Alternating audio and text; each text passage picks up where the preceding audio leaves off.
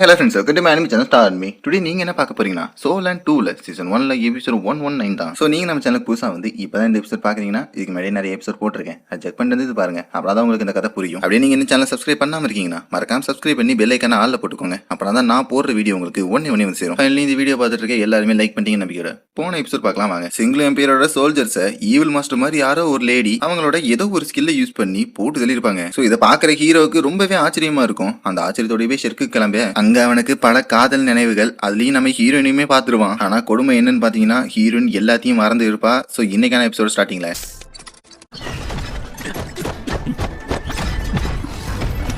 ஐகா நீ வந்துட்டியான்னு ஷியோ கத்தவும் எல்லாருமே நம்ம ஹீரோ கிட்ட போய் நிப்பாங்க. அதே அந்த சான்சி பையன் நாங்க இப்ப எல்லாருமே லெவல் 70க்கு போயிட்டோம்னு சொல்லவும் இது ரொம்ப நல்ல விஷயம் தான். அப்படி கியூக்கு நீ இங்க என்ன பண்றேன்னு ஹீரோ கேட்கவும் டேங்க்ல எனக்கு பண்ண உதவிக்காக நான் கைமாறு செய்ய வந்திருக்கேன்னு கியூக்கு சொல்லவும் பேமே ஒரு குட் நியூஸோட தான் வந்திருக்கேன்னு சொல்லிட்டு இருக்க. அதே நேரத்துல யாரோ ஒருத்தங்க வரவும் எல்லாருமே அவங்கள பார்க்க ஆரம்பிப்பாங்க. ஏய் என்னோட பேர் டாங்கர் இல்லன்னு இவங்க சொல்லவும் ஆமா இவங்க பேர் டாங் மிங்கு டாங். இவங்க ஷெர்க்ல வாட்ச் டாக் ரிசர்வரா இருக்காங்க. அப்படியே இந்த பயணத்துல நம்ம கூட தான் கலந்துக்க போறாங்கன்னு ஹீரோ சொல்லிட்டு சிக்னலுமே கொடுப்பான். அது இவங்களுக்கு ஹீரோனுங்கிற நம்பிக்கையை கொடுத்து அவங்கள கை கொடுக்க வைக்குது. ஆனா கியூ பிள்ளைக்கு இன்னுமே புரியல இது யாரா அப்படிங்கிற மாதிரி. ஆனா அதெல்லாம் யாரும் கண்டுக்காம எல்லாருமே அந்த ஸ்பிரிட் டெம்பிளுக்கு போலான்னு சொல்லிட்டு அங்க போறாங்க. ஏன்னா உனக்கு இன்னும் புரியல அவ வாங் டாங்கர் தானே அப்படிங்கிற மாதிரி சான்சி கேட்கவும் ஆமா ஆனா அவ எல்லாத்தையுமே மறந்துட்டா அப்படின்னு ஹீரோ சொல்லவும் எல்லாரும் ஸ்பிரிட் டவர் கிட்டயுமே வந்துருவாங்க. உண்மையாவே டவர் கட்டின உன்னோட பிளான் ரொம்பவே நல்லா இருக்குன்னு பேசிட்டு இருக்கவும் ஆமா இங்க இருக்கிற எல்லாமே சன்னோட எனர்ஜி அப்சர்வ் பண்ணி அதை சேவ் பண்ணி தான் யூஸ் பண்ணும் அப்படின்னு ஹீரோ சொல்லிட்டு டவர் முன்னாடி வந்து நின்னா எல்லாருமே நம்ம ஹீரோவை பார்த்து ரொம்ப ஆச்சரியப்பட்டு வருவாங்க. அதுலயும் எல்லாருக்குமே நிறைய கேள்விகள் இருக்கும் போல. சோ ஹீரோ கிட்ட தான் கேட்டு கன்ஃபார்ம் பண்ண பாக்குறாங்க. சோ இது எல்லாமே நம்ம ஹீரோனுக்கு ரொம்பவே ஆச்சரியமா இருக்கு. இப்போதைக்கு எனக்கு நிறைய வேலை இருக்கு, உங்க டவுட்லாம் நான் நெக்ஸ்ட் டைம் கிளியர் பண்ணவான்னு ஹீரோவுமே கிளம்பிடுவான். இருந்தாலுமே அந்த ஸ்டூடெண்ட்ஸ் இதை தப்பாலாம் நினைச்சுக்க மாட்டாங்க. ஆமா சோல்னா என்னன்னு ஹீரோன்னு கேட்கவும் அது ஒண்ணும் இல்ல, இந்த இடத்தோட சோல் பீஸ்ட்லாம் தன்னோட வாழ்க்கையோட முடிவில் இருக்கும்போது இங்க வந்து அதோட சோல் ரிங்க கொடுக்கும். அது மூலமா ஹியூமன்ஸ்குள்ள அவங்களால வாழ முடியுது அப்படின்னு ஹீரோ சொல்றது. எப்படி அது சாகாம உயிரோட முடியும்னு ஹீரோனுக்கு ரொம்ப ஆச்சரியமா இருக்கும். அப்படியே கடவுள்களோட எந்த ஒரு ரூல்ஸுமே மீறாம தான் நம்ம செய்யறோம்னு ஹீரோ சொல்ல கடவுளான ஹீரோன் ஆச்சரியப்பட்டு ஒரு மாதிரி சைலண்ட் ஆயிடுவா. ஆனா இவங்களை வெல்கம் பண்ணல பிஜிடி அங்க நிப்பாங்க.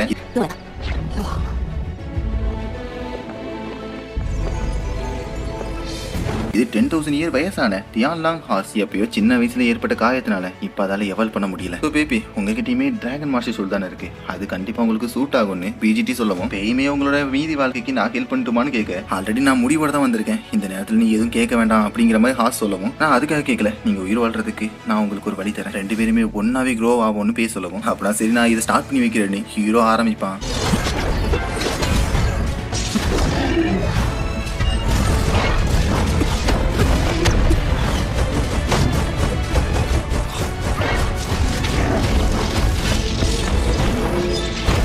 ஓடு மொரட்டா இருக்குடா பேப்பேன்னு சான்சி கத்தவும் உங்களால தான் நான் லெவல் 72க்கு வந்துட்டேனான்னு பேர் ரொம்ப ஆச்சரியப்படுவான். அப்படியே அந்த ஹாசியுமே நான் எவ்வளவு ஆகிறதுக்கு நீ ஹெல்ப் பண்ணிருக்கேன் அப்படிங்கிற மாதிரி சொல்லவும் பிஜிடியுமே அடுத்த ஆளை கூப்பிடுறாங்க. இது ஒரு ரூச் ஆஃப் 10 டோன்டு பைத்தானியம், முக்கியமா 30,000 வருஷம் வாழ்ந்திருக்கு, நானா நீ இதுக்கு சூட் ஆவ அப்படிங்கிற மாதிரி பிஜிடி சொல்லவும் நானாமே அவக்குள்ளேயே அவ சொல்லிக்குவா இந்த மாதிரி இது ஹீரோ கிரியேட் பண்ணங்கறனால நான் இப்போதைக்கு நல்ல மனசா இருந்து அதை நல்லபடியா நான் ஏத்துக்கிட்டாலே போதுங்கிற மாதிரி தைரியத்தோட வந்து நிக்க. இந்த பைத்தானுக்கு ஹியூமன்ஸ் அளவுக்கு பிரெயின் இருக்கும், அதுலயும் இதுகிட்ட நிறைய ஸ்கில் இருக்கு, நீங்க இதுகிட்ட பேசுறது மூலியமா அதுகிட்ட இருந்து நிறையவே கத்துக்க முடியும், முக்கியமா பேட்டில் எக்ஸ்பீரியன்ஸ் உங்களுக்கு ரொம்பவே கிடைக்கும், ஆனா உங்க ஷெர்க்கு தான் அவரை இந்த அளவுக்கு காயப்படுத்திருக்கீங்க அப்படின்னு பிஜிடி சொல்ற அதே நேரத்துல அந்த பைத்தானுமே கீழே விழுந்துரும். நானாவுமே பக்கத்துல போய் பார்த்தா அந்த பைத்தான் இவ்வளவு அட்டாக் பண்ணிரும். எல்லாருமே ஷாக் ஆனாலும் நானா இதை நானே பாத்துக்கிறேன்னு சொல்லுவா. மன்னிச்சிட்டு உனக்கு இவ்வளவு பெரிய காயப்பட்டதுக்காக ஹியூமன்ஸ் உனக்கு இப்படி பண்ணதை நினைச்சு நானுமே வருத்த தான் படுறேன். ஸோ அதான் சொல்றேன், உன்னை சரி பண்றதுக்கான எல்லா வழியுமே நான் உனக்காக செய்வேன். அதுலயும் நான் உன்னை என்னோட சோலா மாத்திக்கிறதுக்கு முன்னாடி மனுஷங்களுக்கு சோல் பீஸ்டுக்கும் நடுவில் இருக்கிற அந்த வெறுப்பை தான் நான் தூக்க நினைக்கிறேன் அப்படின்னு நானா அந்த பைத்தான அமைதி பண்ணிட்டு நான் கடவுள்கிட்டயே ப்ராமிஸ் பண்றேன், இந்த வாழ்க்கையில எந்த ஒரு சோல் பீஸ்டையுமே அதோட விருப்பமே இல்லாம அதுகிட்ட இருந்து ரிங் வாங்க மாட்டேன் அப்படிங்கிற மாதிரி நானாங்க சொல்லவும் நம்ம பையன் ஷான்சியுமே அதை நானும் பண்றேன், எதிர்காலத்துல எந்த ஒரு சோல் பீஸ்டையுமே சோல் ரிங்காக கொல்ல மாட்டேன், இதை நான் மீறினா கடவுளே என்ன தண்டிச்சிருங்கன்னு ஷான்சியுமே ப்ராமிஸ் பண்ண அந்த பைத்தனுக்கு ஓரளவுக்கு நம்பிக்கை வரும். சோ ஹீரோமே சோல் பீஸ்டோட மக்கள் ஒன்னாகிறதுக்கு என்னால முடிஞ்சதை செய்வேன்னு சொல்லி ப்ராமிஸ் பண்ணவும் டேங்க் கிளானோட ஹெட்ங்கிற பேர்ல என்னோட கிளான்ல இருக்கிறவங்களையுமே ஸ்பிரிட் ரிங்குக்காக அனாவசியமா கொல்ல சொல்ல மாட்டேன் அப்படின்னு பேயுமே ப்ராமிஸ் பண்ண பிஜிடியுமே நம்பிக்கை கொடுப்பாங்க. ஆனா இதெல்லாம் பாக்குற ஹீரோனுக்கு எதுக்காக நான் இவங்க கூட இருக்குன்னு நினைக்கிறேங்கிற மாதிரி ஒரு குழப்பம் உண்டாகும்.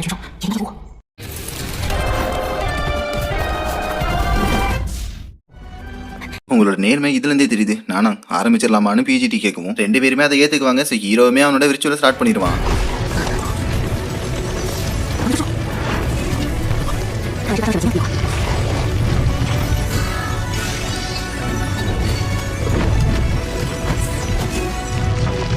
என்னால ஃபீல் பண்ண முடியுது இது என்கிட்ட இருந்து 3 ஸ்கில்ல காப்பி பண்ணிருக்கு. அதாவது டெலிபிட்டேஷன், கிராவிட்டி கண்ட்ரோல், கோல்டன் பாடின்னு இன்னும் அது நிறையவே கத்துக்க தான் நினைக்குது அப்படின்னு நானா பேசிட்டு இருக்கேன். நீ ரொம்பவே நல்லவளா இருக்க. இப்ப என்னோட டர்ன்னு ஷான்சி முன்னாடி வந்துருவான். அப்படியே ஷான்சிக்கு என்னதான் இருக்குன்னு பார்த்தா நானா இது அது இல்ல அப்படிங்கிற மாதிரி சொல்லுவா. இவங்களோட லவ் பார்த்து நான் உங்களுக்கு ஒரு க்ளூ கொடுக்குறேங்கிற மாதிரி ஏதோ ஒரு டாட்டை சொல்லியிருக்கோம். ஸோ ஷான்சியுமே அதை நினைச்சு இங்க பார்க்கவும்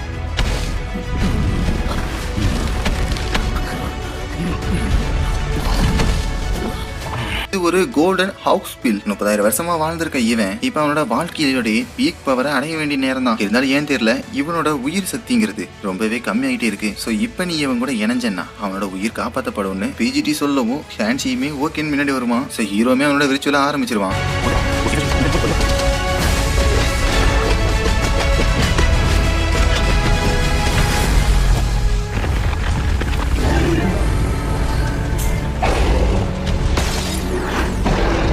இப்ப கோல்டன் டாட்டாயோட செல்ல பாரு அப்படின்னு பிஜிடி சொல்லவும் என்னடா இது இந்த டாட்டா எதுக்காக சேர மாட்டேங்கின்னு ஹீரோ நினைச்சிட்டு பிஜிடி இவங்க இன்னுமே மெர்ஜ் ஆகல அப்படியே கொஞ்சம் டைம் ஆகும் நினைக்கிறேன் இதை நானே பாத்துக்கிறேன்னு ஹீரோ கேட்கவும் சரி ஓ இஷ்டமானு பிஜிடியுமே கிளம்பிடுவாங்க. ஆனா ஏன்டா அவங்களை இப்ப அனுப்புனேன்னு பேப்பே கேட்கவும் அதை நீங்க பார்க்க தானே போறீங்கன்னு ஹீரோ சொல்ல டான்சிக்கு 1 மில்லியன் சோல் ட்ரிங்க் கிடைக்கும். எல்லாருமே ஆச்சரியமாக இது வெறும் 30,000 வருஷம் தான் வாழ்ந்திருக்குன்னு சொன்னாங்க. ஆனா எப்படின்னு ஹீரோன்னு பார்க்க இப்ப அது எவால் ஆக ஆரம்பிக்கும்.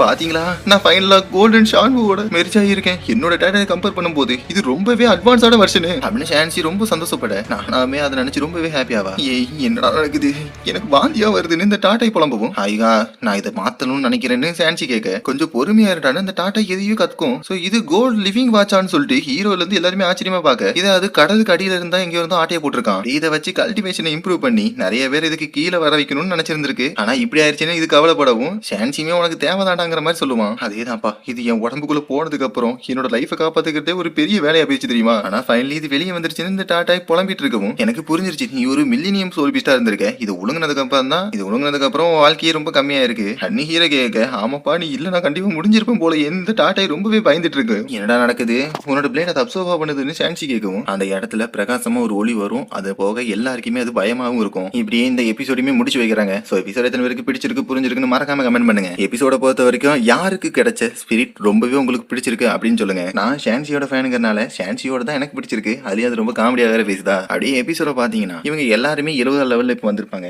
அதனாலதான் அவங்களோட சோல் ரிங் எடுக்கிறதுக்கு நம்ம ஹீரோவே கூட்டு வந்திருக்கான். வந்த இடத்துல எல்லாருக்குமே நல்ல ஒரு சோல் ஸ்பிரிட் தான் கிடைக்கும். ஆனா முக்கியம் என்னன்னா நம்ம ஹீரோக்கு இப்ப அப்கிரேட் பண்ண ஒன்று கிடைச்சிச்சுல அந்த ஒரு விஷயம் தான். ஆல்ரெடி நம்ம ஹீரோட கத்தி ரொம்பவே பவர்ஃபுல் தான். இருந்தாலும் இதை அப்கிரேட் பண்றது மூலியமா இன்னுமே பவர்ஃபுல்லாகவும் தான் நினைக்கிறேன். ஏன் அப்படின்னா லாஸ்டா வந்து அந்த கோல்டன் லைட் தான் ஏதாவது டிவைன் ஆர்டிஃபேக்ட்டை உருவாக்கும் போது தான் அப்படிப்பட்ட லைட் வரும். ஸோ என்ன நடக்க போகுதுங்கிறது என் கூட சேர்ந்து நீங்களும் பாருங்க. நான் உங்களை நெக்ஸ்ட் எபிசோட்ல மீட் பண்றேன்.